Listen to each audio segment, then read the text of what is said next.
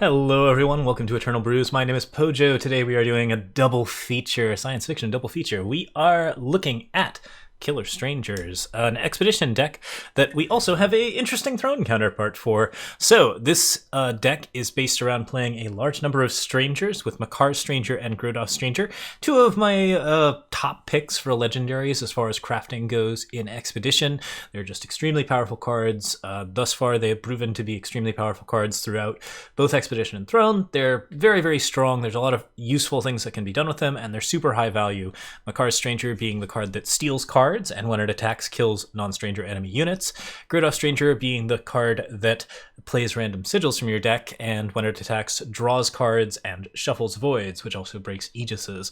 All useful stuff, really, really handy cards. The idea behind this deck is we are playing a number of strangers, Magnificent for cost reduction, Verit for just general aggression, along with a decent amount of removal, and cards that reduce the cost of strangers. Reunite and Traverse Farm to select them, but Traverse Farm to make sure that they cost a little bit less. We also have one copy of Dumping Grounds to sacrifice units and occasionally resurrect strangers with charge, which is just kind of a nice little late game finisher. And most of the deck relies on that sort of stranger fixing combined with Strange Navigator. We pick up Strange Navigator, we play it down, exhaust it to draw 5 units from your void, and you get a endless amount of card advantage, which is just very, very strong in a sort of Xenon control based setup. So we're kind of a little mid-range, a little bit control. We have a lot of stuff to set up and get to the larger strangers. We're using Defile, Aramot's designs to keep alive early, Banish because it's just extremely strong removal, and then at the top we have Dark Betrayal and Nahid's Distillation.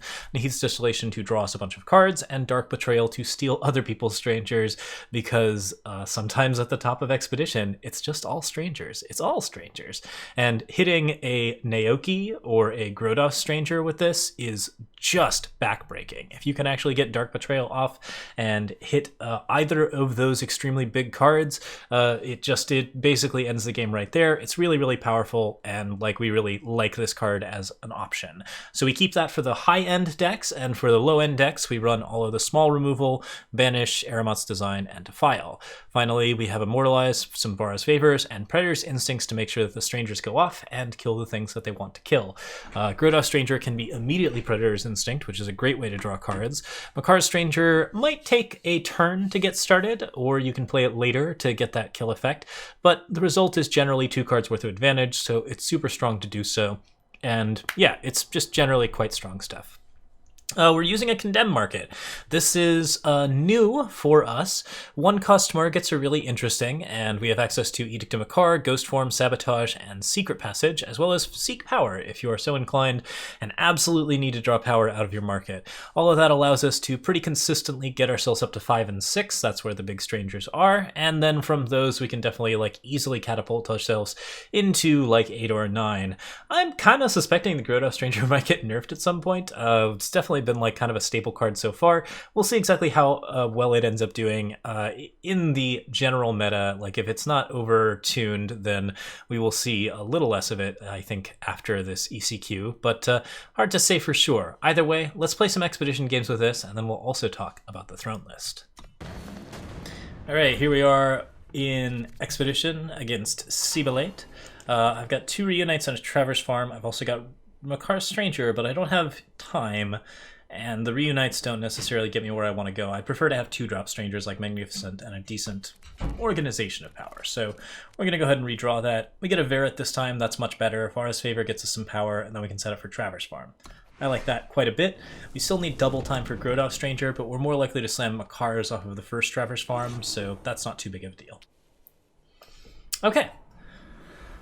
Sea and a Fire first off, and we actually get a Magnificent Stranger, which is great. I might start with Verit, since Magnificent Stranger can lead into Verit, and basically get the cost reduction and the mastery built on Verit, which is just fine stuff. The one disadvantage to that is that if there is in fact a position, if there is in fact a seer or something like that, we don't get to play Magnificent Stranger because we have to have Vara's Favor here to make sure we play power, which, yep, we're going to do that right now.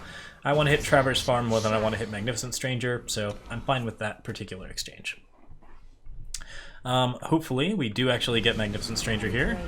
Nope, no luck, but we'll banish this before it draws any cards or gets any mastery accumulated. That seems like an appropriate use of our banish. Magnificent is still fine here if we can get it going. We've also got Varied Hero in Training, always great. Condemn here would deal 1 damage and get us a Seek Power. So if I Condemn, Seek Power, that will put me at 2, so I can play Magnificent as a blocker. Doesn't seem especially strong to me. I think I'm more interested in just Magnificent Stranger into Killer. There is a pause here. Probably for Condemn? I don't think there's a 1-drop that really matters here. It could be Char or something like that. I still want to kill the dragon. Blazing Salvo, right. So another 2-drop is marketed out. I will have to Condemn for my Seek Power, which is certainly not my favorite setup, but hey, at least we have the early stuff all dealt with, and we can re-immortalize that Magnificent Stranger if we run into more problems with dragons or the like. Alright, we're up to 4, so I can just Traverse Farm here. That'll set us up with Makar's Stranger. Reunite, pick it up, and we can start sealing cards. Those things will also kill dragons, which is always delightful. I do need a Seek Power at some point, but I can't get one right now because we are just like a little bit behind. Stranger's Mark seems like a good thing to throw away. You want to throw away your Stranger's Mark in situations where the board is fairly clean, because if somebody kills your Stranger and plays a unit, you might have to make that unit a Stranger, which is very bad for you when it comes to Makar's Stranger interactions and a couple of other interactions. So yeah, we'll go ahead and play our Makar's Stranger here. And then we can follow that up with a Varied Hero in Training, steal another card. Carvet Solar Dragon, why don't mind if I do? From here, we've got the obvious like interactions of Grodov Stranger. Go ahead and just Voprex's Choice that 2/3 away. If there's another Voprex's Choice, that's fine. Ooh, no, it's a Permafrost, which means Makar's Stranger sticks around on board. That's going to be really handy for us, especially since we're going to be playing cards off of Grodov Stranger. That kind of extra value, just really, really good for us here. As you can see, we're way ahead on cards, and that's the conceit.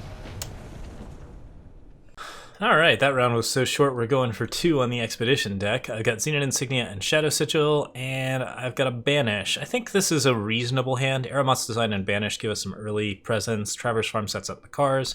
We still don't have double time again, but I think that's still pretty worth it, so we'll go ahead and play Zenith Insignia here and just start getting set up. We'll probably be banishing some things, maybe using Aramat's Designs depending on what the situation is. I'm really hoping to see a... I was hoping to see a Shenra there, but didn't quite get there. That's okay. Condemn will get us a Seek Power, so we can trade in if we want to, just to make sure that we get our 4th power for Traverse Farm. Depends really on how we're feeling about this sort of aggression. Might want to use Condemn for something like Sabotage. At the moment, I think I'm comfy just... I think I want to see what my next card is. It is a Grodov Stranger, so we're going to go ahead and Shadow Sigil here. I'm going to Aramat's Design. Generally, Creation right now, not running a lot of 2-drops. It's mostly Naoki and a bunch of Relic Weapons. So we want our Banishes, but mainly we want Seek Power here. We're just going to grab ourselves a time. We'll play that next turn, and that'll set up Traverse Farm.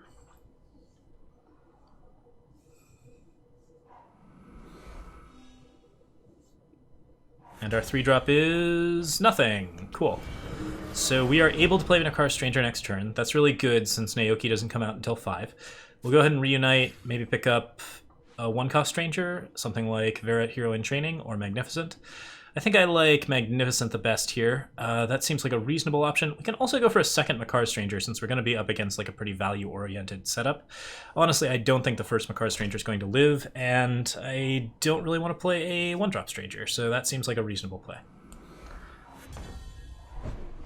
Yeah, this looks good. Now we can do just Stranger's Mark, toss it away. Makar's Stranger picks up a power. We'll probably see like Hammer of Glory or Naoki next turn. Naoki dies to a lot of different things. Do have an Age-Worn Vestige, not a huge surprise there. Now I'm hoping for Hammer of Glory, because Naoki is kind of an even trade, and I don't love with that. I think I do want to keep our Makar's Stranger here, so we'll just toss that, yeah. That makes sense to us. The Traverse Farm is going to continue to be useful, so it seems useful to just go ahead and go for it. Unity Within doesn't do anything. Grodov Stranger sets us up quite well, and gets us more power to play other Strangers, and also this Age-Worn Vestige that we just picked up. So we still got Makar's Stranger to pick up more cards off of them. We're trying to sort of reintegrate and get a little bit more power since we lost some running the Seek Power out. Naoki here, obviously not that great. Triumphant Stranger, though, that gets a power. This will also get a power, which is not quite enough to get everything I want. But, I mean, we're mostly there. I think we just... Makar Stranger here. We hunt and thrive. Then Verret. That steals us card 2.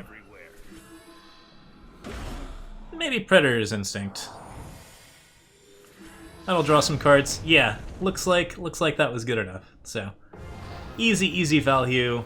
As you can see, the deck is very powerful in Expedition and matches up very well against any sort of slow deck, while also having a lot of control for the early game against aggro because we have those Aramots designs, all of that kind of stuff available. So yeah, it's a good list. Alright, so I said double feature, right? Here's Godsmoot. This is the throne version of the list. Same basic idea in that it's value strangers combined with ways to make the strangers attack early. This time around, we are using the Praxis Arcanum. Praxis Arcanum gives us Accelerate, which is really useful if you want to set up strangers early. It also reduces the cost of those strangers, and allows us to attack with other big bombs that we have always loved attacking with, such as Shadowlands Tyrant and Worldbearer Behemoth. In addition, our general removal package consists of Magnificent Stranger, we have Annihilate and Banish, and we're using Allure and Kirin to mess up those even-handed decks in Throne, see our previous brew. This is a good way to also ramp up to these like 5s and 6s if you get hands full of power. And finally we have Xenon Temple to give killer to things because, yeah, we have a lot of different ways that we want to like sort of mess with stuff. This one's a lot more high value, of course, because Throne is just a lot of higher value cards, but it can get pretty crazy and really fun to meddle around with. We also have Infinite Hourglass, Obelisk, and Passage in the market, combined with Azendel to sort of spice things up a little bit. Azendel and Shadowlands Tyrant have some natural interaction with each other that tends to be really good, and a Xenon Banner to pick for general, like, sort of fixing purposes. This was one of my contenders for the ECQ. It played pretty well. I liked it against Elysian and a couple of other matchups, but it wasn't strong against all of the matchups, so it ended up getting tossed by the wayside. But it still ended up being a climb deck from like something like 300 to 200 or 200 to 100. Either way, like, we had a pretty good time with it. It's generally pretty solid, and yeah, we're just gonna show off a game or two with this one as well. Alright, here we are up against JO3L95. Opening hand has a decent amount of power, an Amber Acolyte and an Aurelian Merchant. Can't really say no to that. I do want to have a little bit more time, obviously, but if we played on Praxis Arcanum, Accelerate on to Shadowlands Tyrant, that should probably be good enough to get started, especially if we're up against aggro. If we're up against control, this hand's a little bit weaker. It doesn't have amazingly strong cards to start, and a time sigil would suggest, yeah, maybe it's some control. We'll see exactly what ends up happening.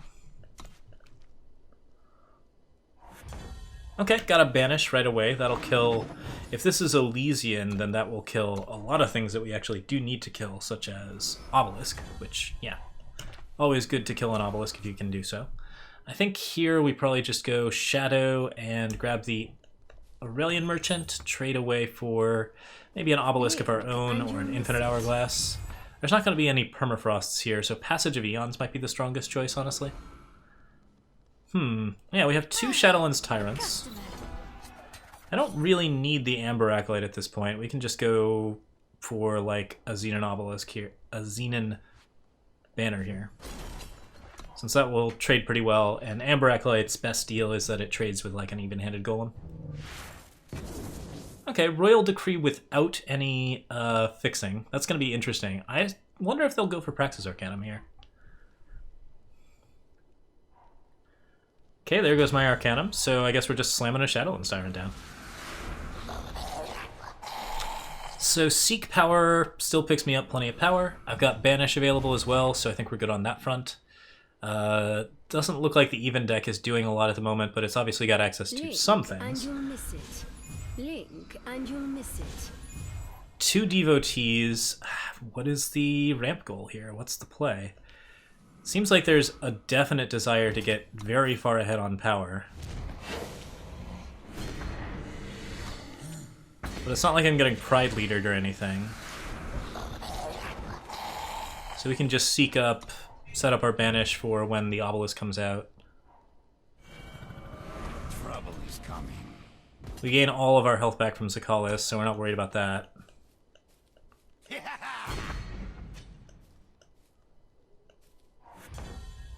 Okay.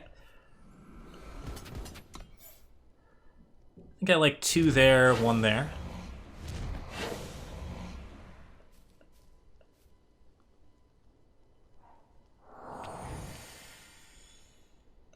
Go ahead and annihilate that.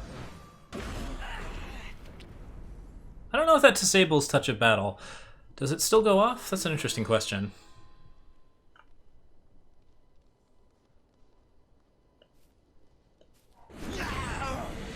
So the idea here is to play like a Tamaris the Geomancer, that kind of thing. That's not a huge surprise. We can't really interfere with their board at all here, so not gonna. I expect we'll see a Tamaris next turn, and then things will get a little weird. No. Okay. Well, this is 3 and 2 to face, so that should do it. All right. We got some quick games today. It's kind of surprising. I was planning on doing like 1 game for each deck, but I guess we're going to be on 2. All right, here we are up against George A. I've got a Magnificent Stranger and an Amber Acolyte. We've got an Annihilate now, all of that stuff. I think we're pretty happy with this. Magnificent Stranger is just like a very strong 2-drop. It's got a decent amount of health available. Like you can, if you attack multiple times with it, you're getting a lot of your best units at cheaper prices, which is a big deal. Might be facing Tome of Horrors, might be facing standard Felon Control. Gotta be a little curious to see what ends up happening. Strategize looks lovely. So yeah, Felon Control of some kind for sure. Let's get that Magnificent Stranger down, and I think we'll go for Amber Acolyte over Aurelian Merchant since we don't have a 5-drop to play into. Just get a little bit of card advantage and try to get ahead. Ah, it's the Reanimator list. Okay, so from here, can't really push a lot, so we're just going to go for 2. Aurelian Merchant can get a Xenon Banner, which will fix some of my issues. Banish is going to be a lot harder to use here. It doesn't actually attach to that much in the Reanimator list, so we'll just play the Xenon Banner, set up World Bearer, and go for it. This deck's probably not going to be doing a lot of straight removal, since it's trying to play Azendel early and just sort of crush us. What are you gonna do? Yeah, and a reasonably timed option. We do get like an Annihilate here. The thing to discard is the Annihilate, since that's the card that also gets discarded to Sabotage. And there we go, we blanked it. Ooh, got an early Makar Stranger. I kind of like that. That might be better than World Bearer this early. Yeah, I think so. We hunt and thrive.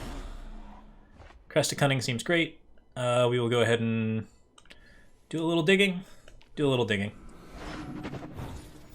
Don't need a Xenon Insignia right now. And I'm comfy with this attack. Get those discounts going.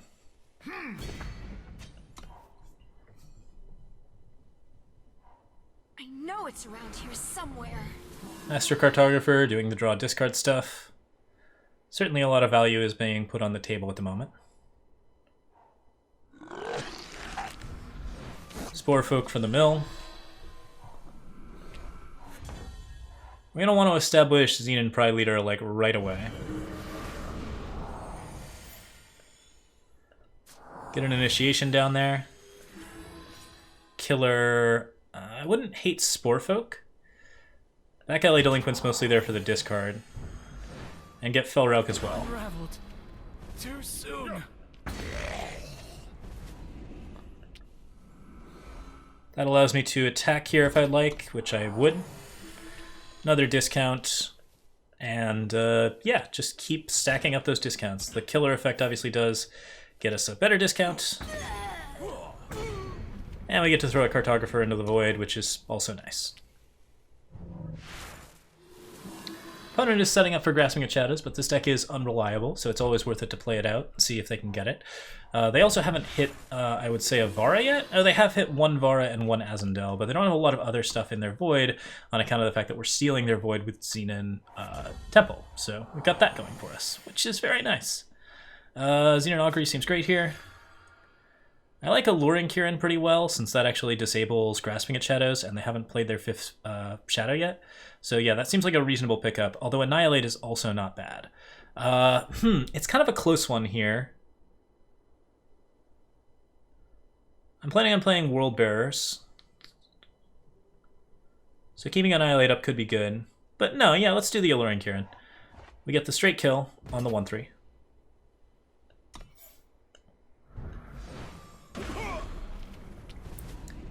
So that's in our void now. We play World Bear. We play Amber Acolyte.